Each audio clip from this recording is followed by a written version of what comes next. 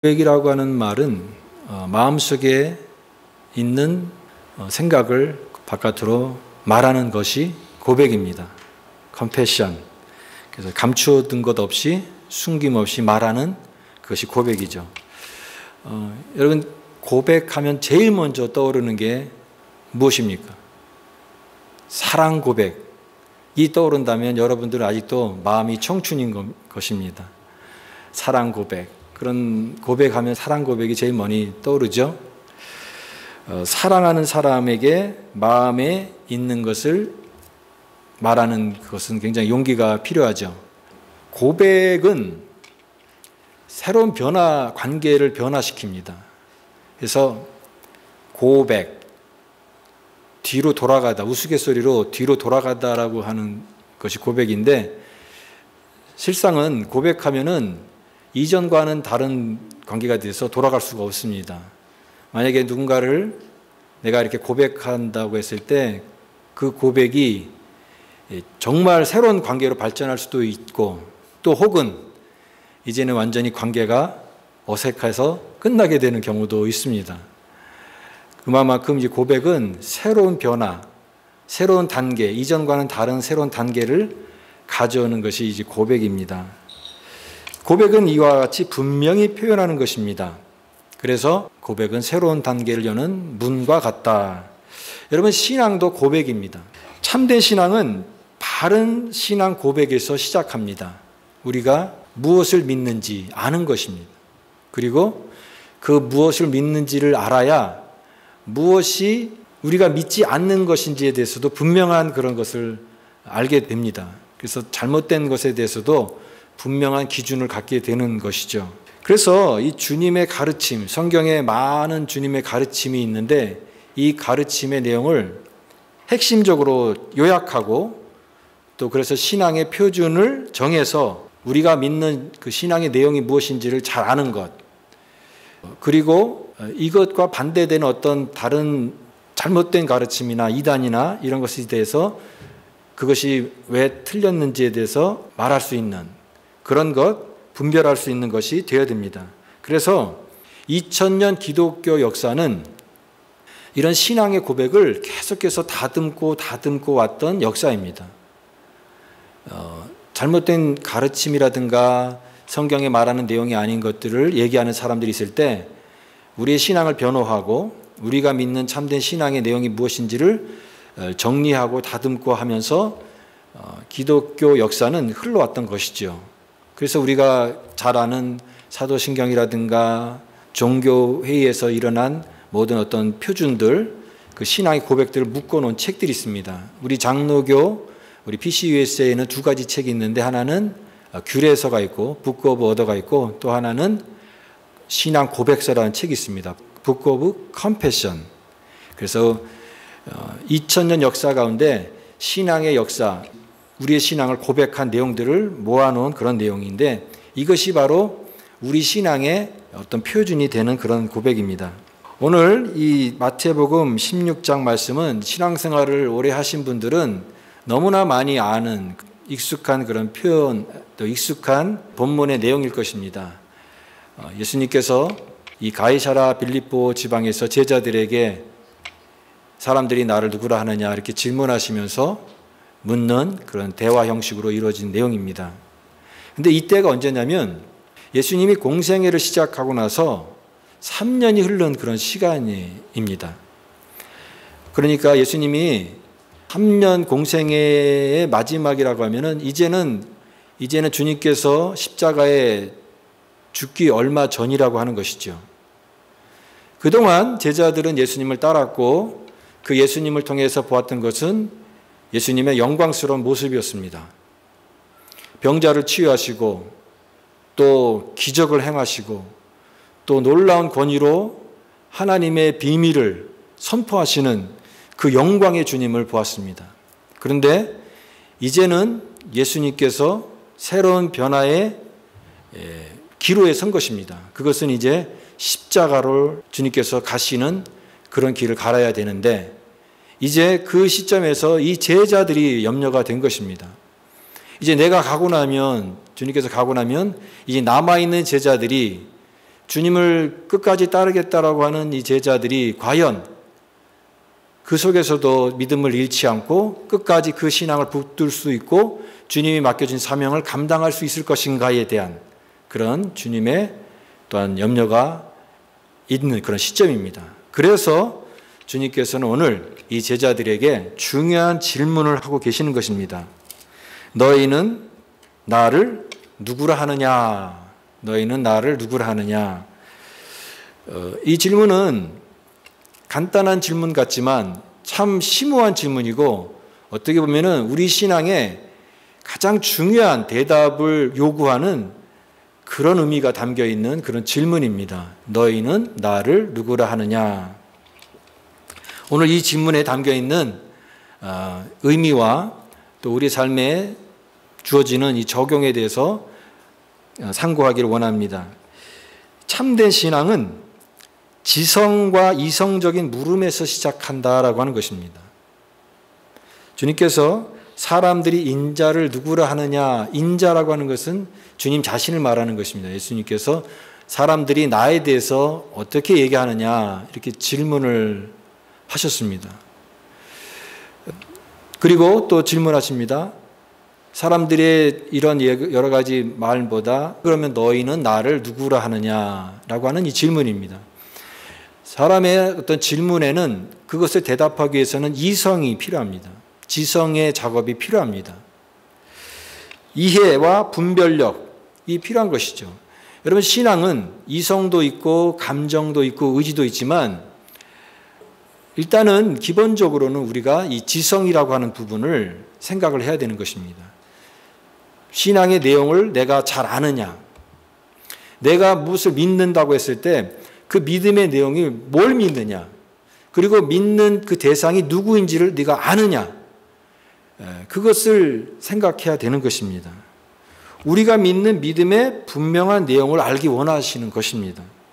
예전 그 신앙의 선배들이 이제 나는 이 성경을 잘 못 믿겠다, 하나님 잘 못 믿겠다라고 하는 사람들에게 했었던 말이 이런 말이었습니다. 무조건 믿으라.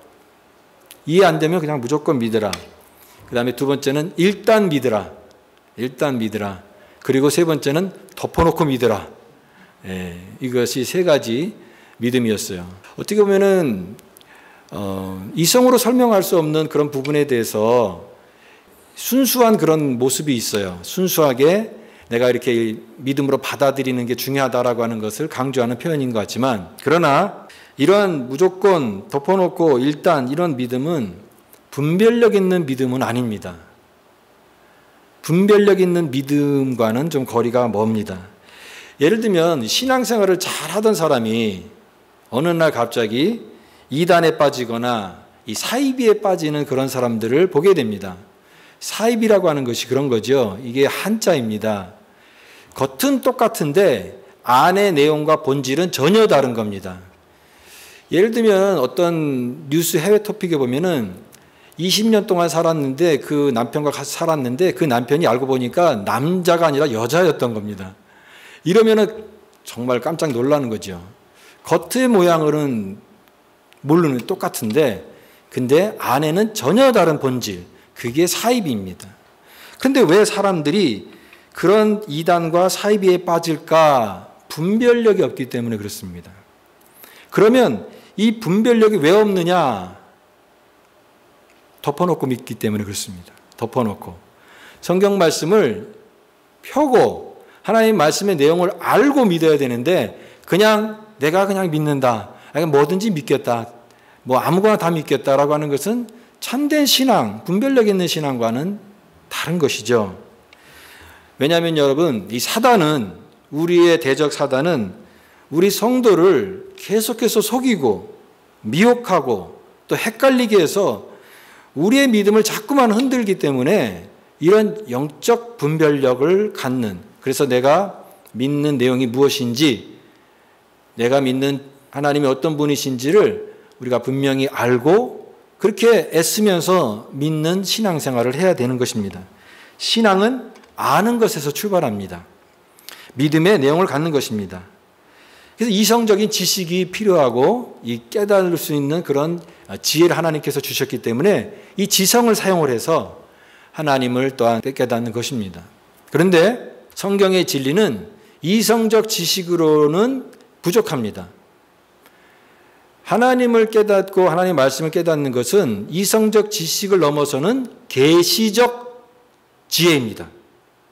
계시라고 하는 것은 인간이 만든 내용이 아니라고 하는 거죠. 우리가 믿는 성경의 내용은 하나님이 어떤 분이신가에 관한 것은 하나님께서 알려주신 내용입니다. 그러니까 하나님이 알려주셨기 때문에 우리가 아는 것이지 우리가 연구하고 노력하고 알아내서 고백하고 아는 그런 지식이 아닌 것입니다. 계시적 지혜인 것입니다. 하나님으로부터 온 것이라고 하는 말은 왜냐하면 하나님만이 하나님에 관한 것을 계시할 수 있기 때문에 그렇습니다. 오늘 설교 제목이 고백인데 이 원어의 헬라어 원어의 어원은 호모로기아라고 하는 말입니다. 호모로기아. 호모라고 하는 것은 같다라고 하는 뜻이죠. 로기아는 말하다. 그러니까 고백이라고 하는 것은 같이 말하는 겁니다. 같이 말하는 것. 그러면 같이 말한다고 했을 때 누구와 그럼 말하는 것인가? 내 양심과 같이 이렇게 말하는 것인가?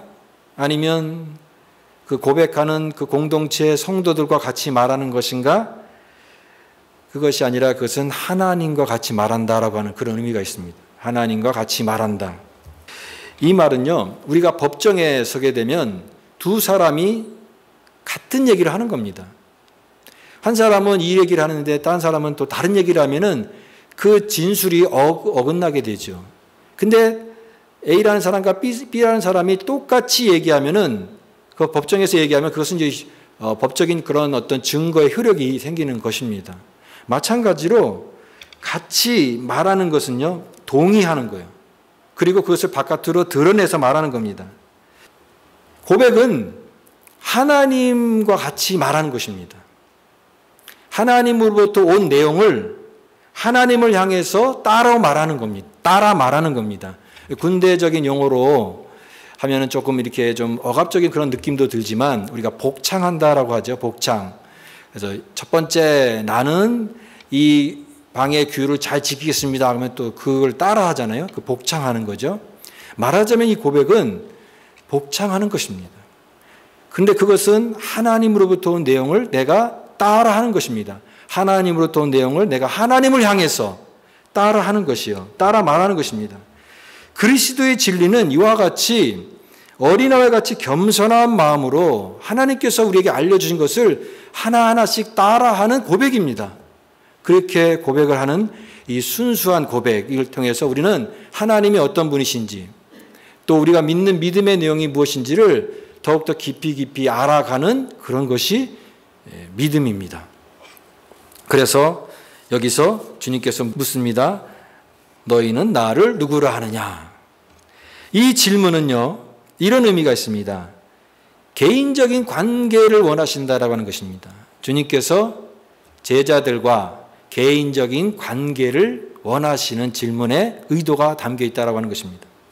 여러분, 신앙생활은 공동체적이면서 또한 개인적입니다. 공동체. 우리는 신앙을 혼자서 하지 않습니다. 교회 와서 함께 성도들과 함께 공동체 안에서 신앙생활합니다. 신앙은 공동체입니다. 주님의 몸입니다, 우리가. 그래서 몸 안에 여러 기관이 연합해서 조직과 조직, 세포와 세포가 연합을 해서 한 몸을 이룬 것처럼 우리가 공동체 안에서 소속이 돼서 함께 신앙생활을 하는 것, 그것이 하나님의 그런 뜻입니다.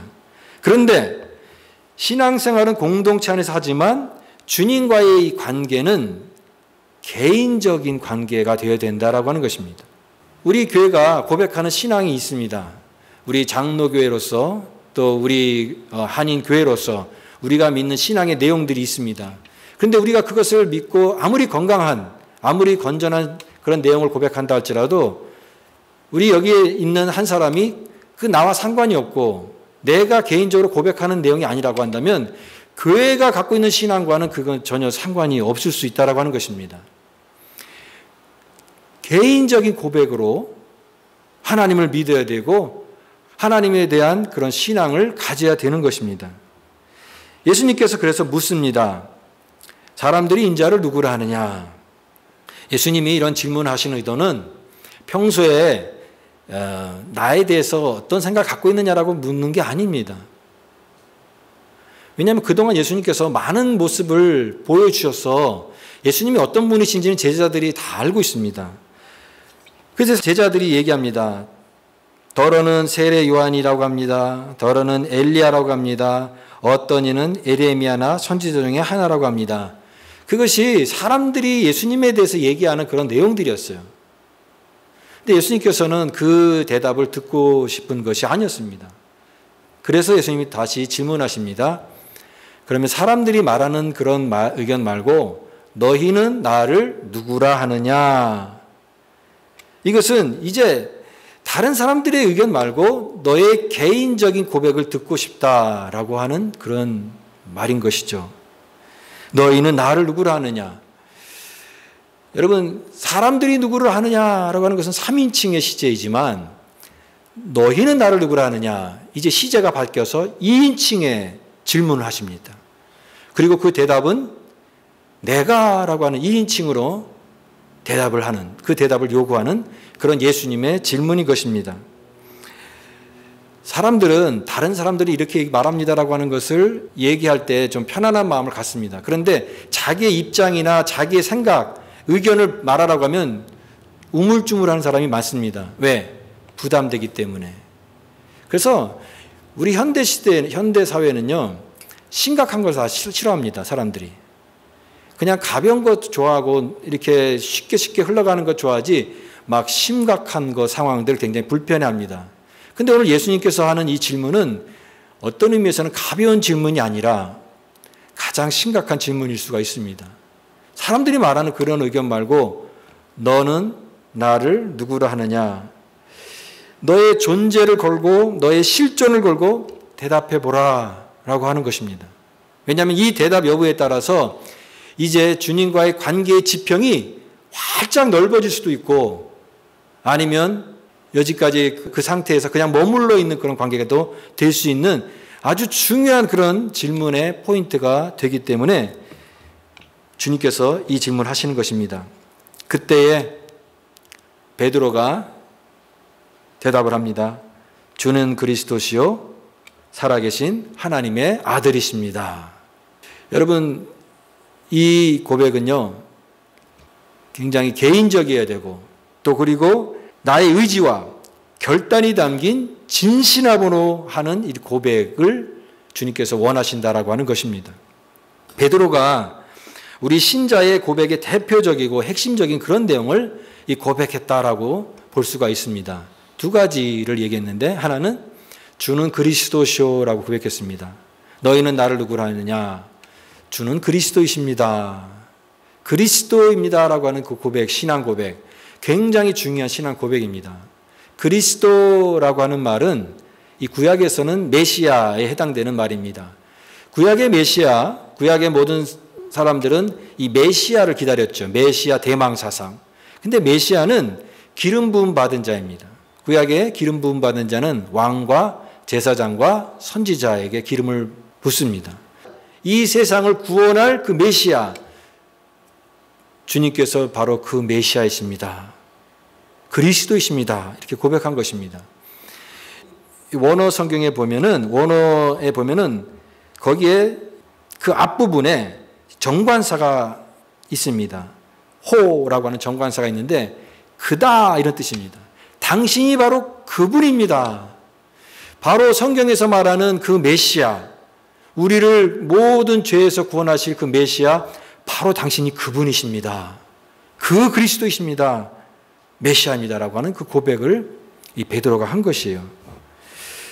여러분, 예수님께서 이 베드로가 이 고백했던 것이 첫 번째, 예수님을 메시아라고 인정하는 첫 번째 고백입니다. 그 전까지는 그런 고백이 없었어요. 예수님을 메시아라고 고백한 그런 고백은 없었어요. 근데 이 베드로가 예수님을 메시아라 이렇게 고백을 하고 있습니다. 이 말은 예수님이 나의 개인적인 구주이십니다. 주님이 나의 구원자이십니다. 이렇게 고백했던 그런 고백의 내용입니다. 이것이 베드로가 했던 참 중요한 신앙의 고백입니다. 그리고 베드로가 두 번째 했던 내용은 뭐냐면 주는 살아계신 하나님의 아들이십니다라고 하는 고백입니다. 살아계신 하나님의 아들이십니다. 이 말은요, 간단한 말 같지만 베드로 입에서 나오는 것은 굉장히 참 어려운 말이에요. 왜냐하면 유대인들은요, 이런 사상이 있습니다. 하나님에 관계된 것은 굉장히 신성하게 여기는 거예요. 그래서 누군가 어떤 사람이 나는 하나님이다, 나는 하나님의 자녀다, 하나님의 아들이다라고 하면은 그거는 신성모독에 해당되는 죄입니다. 하나님의 이름을 경홀히 여기는 신성모독이고 또 참남하는 그런 것이기 때문에 큰 불경죄가 되는 것입니다. 그래서 이 유대인들은 하나님의 아들이다라고 하는 그런 표현을 쓰고 하나님이다, 내가 하나님이다라고 하면은 이거는 정말 받아들일 수 없는 그런 내용인 것이죠. 근데 베드로도 유대인입니다. 그런 유대교적인 배경 속에서 자란 이 베드로가 예수님을 따라다녔지만 그 예수님을 보고 당신은 하나님의 아들이십니다라고 하는 고백은 쉽게 나오는 고백이 아니었어요. 하나님의 아들이십니다. 가장 놀라운 고백을 한 것입니다. 이 고백이 기독교 역사에 있어서 가장 중요한 신앙의 고백이 되었습니다. 주님께서 이 고백을 너무나 기쁘게 받으신 그런 고백이 되었습니다. 주는 그리스도시요 살아계신 하나님의 아들이십니다. 주님께서 이 질문하신 것은 바로 이와 같이 개인적인 그리고 그 안에 의지와 결단이 담겨 있는 그런 고백을 듣기 원하셔서 너희는 나를 누구라 하느냐 이렇게 질문하신 것입니다. 여러분, 이 고백을 한 사람과 또 고백을 들은 주님께서 어떤 반응을 여러분 상상할 수 있겠습니까? 저는 이 장면을 생각해 보면서 이게 심각한 내용이기도 하고 너무나 중요한 내용이기도 하지만 이 안에 이 대화 속에서 흘러나오는 이 기쁨에 대해서 생각해 보게 됩니다. 우리가 정말 누군가 사랑하는 사람이 나에게 그 마음을 딱 얘기했을 때 그것을 확인하는 순간 기쁘잖아요. 왜냐하면 그 마음이 서로 통했기 때문에. 그 마음을 알게 됐을 때 이 실망감이 찾아오는 게 아니라 기쁨과 희열과 감사가 흘러넘치는 것입니다. 오늘 예수님의 마음도 이 기쁨이 흘러넘치고 또 고백한 사람도 그 예수님의 기쁨을 바라보면서 기뻐할 수 있는 그 기쁨이 이 고백 안에 담겨 있다고 생각이 됩니다. 주님은요, 우리가 고백하는 것을 기뻐하십니다. 우리가 예수님을 시인하는 것을 기뻐하세요. 그래서 빌립보서 2장 10절 말씀에 모든 무릎을 예수의 이름에 꿇게 하시고 모든 입으로 예수 그리스도를 주라 시인하여 하나님 아버지께 영광을 돌리게 하셨느니라 그랬습니다. 모든 무릎이 예수님 이름 앞에 무릎을 꿇고 모든 입이 예수님을 주님이십니다 시인하면 그게 하나님께 영광이 된다라고 하는 거예요. 하나님의 기쁨이 된다라고 하는 거예요. 우리가 시인하고 주님이 주님이십니다라고 고백할 때 그것이 하나님의 큰 기쁨이 된다라고 하는 것입니다. 예수님은 사람들의 생각, 그런 사람들의 어떤 의견들을 듣고 싶은 게 아니에요. 제자들, 주님을 따르는 이 제자들이 자신을 어떻게 생각하는지 그 마음에 있는 그런 것을 듣고 싶은 것이었어요. 그런데 그 베드로가 주는 그리스도시요 살아계신 하나님의 아들이십니다라고 고백하니까 주님께서 얼마나 기뻐하셨겠습니까? 여러분, 신앙은요 다른 것이 없습니다. 내가 예수님을 시인하는 겁니다. 하나님이 나의 주인이십니다라고 고백하는 것입니다. 예수님이 나의 주님이십니다. 오늘 나의 구원자이십니다라고 고백하고 선포하는 것이 신앙입니다. 그리고 또한 그것을 통해서 우리는 구원받습니다. 구원은 다른 게 있는 것이 아닙니다. 내가 예수님을 입으로 시인하는데 거기에 구원이 있는 것입니다. 내가 만일 내 입으로 예수를 주로 시인하며 또 하나님께서 그를 죽은 자 가운데서 살리신 것을 내 마음에 믿으면 구원을 받으리라. 사람이 마음으로 믿어 의에 이르고 입으로 시인하여 구원에 이르느니라. 다른 게 아니에요. 내가 입으로 예수님을 믿는다라고 시인하고 고백하는 것이 구원이다라고 하는 것이에요. 하늘에서 달 따오르고 바다에 가서 보석을 캐라고 하는 것이 아닙니다. 내 마음에 믿고 입으로 시인하면 하나님의 구원이 임하게 되는 것입니다. 우리가 이 주님을 고백하게 하는 것은 이 전적인 하나님의 은혜입니다. 여러분, 고백은 아무나 하는 것이 아니에요. 내가 고백하고 싶어도 그런 믿음이 없으면 고백할 수가 없습니다. 근데 내가 고백한다라고 하는 것은 내가 그런 마음이 생겼기 때문에, 그런 믿음이 생겼기 때문에 하나님께 고백하는 것입니다. 이 믿음이 그러면 어디서 오느냐? 이 믿음도 하나님이 주신 것입니다. 그래서 이것은, 이 믿음의 고백은 하나님의 놀라운 은혜입니다. 은혜 중에 은혜예요. 내가 예수를 믿고 하나님을 고백할 수 있는 믿음이 내 안에 생겼다는 것은 이 세상 가장 큰 하나님의 은혜입니다. 여러분, 우리가 하나님을 아버지라고 부릅니다. 아버지라고 부르는 것 세상 사람들이 할 수 없는 일입니다. 내가 아무것도 아닌 것 같지만 하나님을 아버지라고 부를 수 있는 것이 얼마나 큰 은혜인지를 깨달게 될 때 우리는 정말 말할 수 없는 기쁨과 감격을 가질 수밖에 없는 것이죠. 예수님께서 베드로의 그 고백을 듣고 이렇게 말씀하십니다. 시몬 베드로야, 내가 복이 있도다. 복이 있도다 그랬습니다. 복이 있도다. 이 복은요, 이 복은 칭찬을 넘어서는 최상의 복을 말하는 거예요. 하나님 나라에 참여함을 통해서 오는 커다란 희락과 기쁨, 그것을 말하는 이 복이에요. 내가 복이 있도다. 너가 그렇게 고백을 하는 그 고백이 참 복되도다. 말할 수 없는 그런 희락과 기쁨을 가져오는 복이 있도다. 주님께서 고백하는 자에게 칭찬을 넘어서서 최고의 축복으로 함께 하십니다. 저와 여러분은 이와 같은 복을 누리는 믿음의 성도들 되시기를 간절히 바랍니다. 복 받은 자가 되어야 돼요. 나는 뭐 그런 복 별로 필요 없고 세상에서 잘 되는 거 복을 원하겠다라고 하면은 그 길로 가게 되면은 또 주님의 마음이 얼마나 아프겠습니까? 우리가 이와 같은 영적인 복, 하나님이 주시는 하늘의 복, 이 신령한 복, 이것이 얼마나 비교할 수 없는 복인가를 깨닫게 되는 그런 은혜와 기쁨을 누리기를 바랍니다. 참 신앙은 고백하는 것입니다. 교회는 공동체인데 고백하는 공동체입니다. 여러분, 우리는 주일날마다 이곳에 와서 왜 모여서 예배를 드립니까? 그것은 우리가 고백하기 위해서 모이는 것입니다. 예배를 왜 드려야 될까요? 고백하기 위해서 예배를 드리는 것입니다. 무엇을 고백합니까? 주님이 나의 주님이십니다. 나의 구원자십니다. 하나님이 오늘도 나의 삶 가운데 주인 되십니다. 주님이 영광 받으십니다. 예수 그리스도가 나의 생명입니다. 나의 길입니다. 나의 소망입니다. 그것을 우리가 입으로 시인하고 고백하고 선포하기 위해서 우리는 예배를 드리는 것입니다. 교회에 모이는 것입니다. 공동체 안에서 공개적으로 그것을 표현하고 나타내기 위해서, 우리의 삶으로 나타내기 위해서 우리는 예배자로 이 자리에 부름받은 자들입니다. 고백하는 교회입니다. 그런데 고백은 한 번으로 그치는 것이 아닙니다. 고백은 헌신을 수반합니다. 내가 고백한다라고 하는 것은요, 그 고백대로 살라는 요구이며 헌신입니다. 그래서 고백은 전적인 헌신을 요구합니다. 진정한 고백이 되기 위해서는 그 고백에 합당한 삶을 살아가야 됩니다. 내가 입으로 그냥 말하는 것은 진술이에요. 진술, 스테이트먼트예요. 그러나 내가 그것을 삶을 담아서 그 고백을 삶과 일치하도록 만들게 되면 그것은 진술이 아니라 confession, 고백이 되는 것입니다.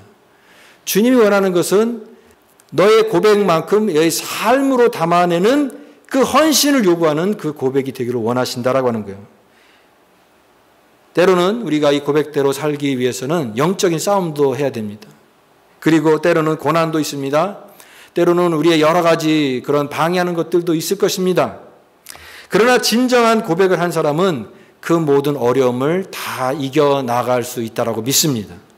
왜냐하면 그것이 진정한 고백이기 때문에. 여러분, 신자의 고백은 신자의 힘입니다. 사탄 마귀의 권세를 무너뜨릴 수 있는 하나님의 능력이고 세상을 감당할 수 있는 능력이 신자의 고백 안에 있는 하나님의 힘입니다. 능력입니다. 신자가 누리는 가장 큰 위로는 고백에 있습니다. 오늘 예수님께서 너희는 나를 누구라 하느냐? 가이사라 빌립보 지방에서 묻는 주님께서 오늘은 우리에게 묻습니다. 너희는 나를 누구라 하느냐? 여러분 그때 어떻게 대답하시겠습니까? 오늘 주는 그리스도시요 살아계신 하나님의 아들이십니다. 참된 신앙을 고백하는 우리 모두가 될 수 있기를 바랍니다. 그러면 이제 세상 근심 다 사라집니다. 내 안에 얽혀있는 모든 문제들 다 그것을 풀어낼 수 있는 힘이 있습니다. 내가 무엇을 위해서 살아가야 될지, 내 인생의 목표가 무엇인지가 선명해집니다. 왜냐하면 이 신앙 고백을 분명히 정했기 때문에 그렇습니다. 오늘 이 고백이 우리가 살아가는 근본적인 이 신앙의 힘이고 바탕이고 능력입니다. 오늘 이 능력을 소유하셔서 우리의 모든 삶 속에서 승리하며 살아가는 거룩한 주의 백성들 다 되시기를 간절히 바랍니다.